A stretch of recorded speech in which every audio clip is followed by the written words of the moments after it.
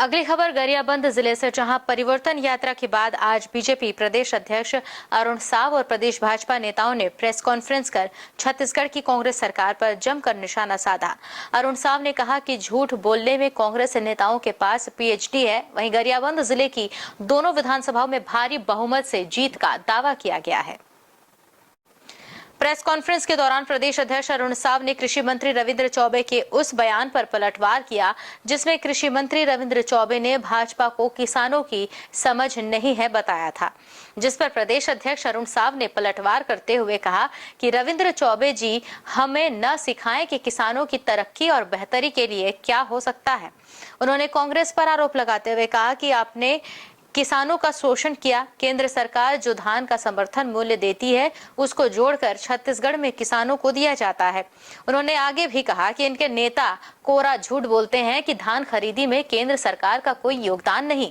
अरुण साव ने कहा कि धान खरीदी में ट्रांसपोर्टिंग का खर्चा, मिलिंग का खर्चा, टूटत का खर्चा और सुखत का खर्चा, यहाँ तक बारदाना और सुतली तक का खर्च केंद्र सरकार देती है। इसलिए किसानों की बेहतरी पर रविंद्र चौबे भाजपा को न सिखाएं। के लिए क्या काम हो सकता है हमें न सिखाएं। आपने किसानों का शोषण किया तो आज जो सिस्टम बना है धान खरीदी का, वो भारतीय जनता पार्टी की देन है। और अभी भी आपने किसानों के साथ अन्याय किया है।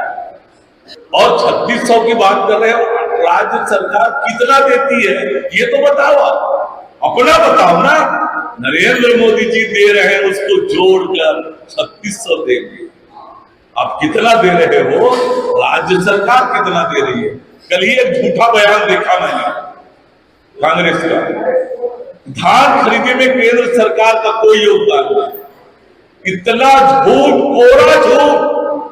ट्रांसपोर्टिंग का खर्चा, मिलिंग का खर्चा, टूटक का खर्चा, सुखत का खर्चा और इवन बारदाना और सुतली तक का पैसा भारत सरकार देती है समर्थन मूल्य के अलावा।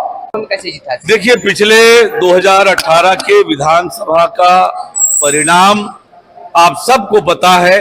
कांग्रेस पार्टी के लुभावने जन घोषणा पत्र के कारण हुआ है। मैं आपसे विश्वास के साथ कह सकता हूं कि राजिम, वृंदा, नवागढ़ दोनों विधानसभा भारतीय जनता पार्टी भारी बहुमत के साथ जीतेगी।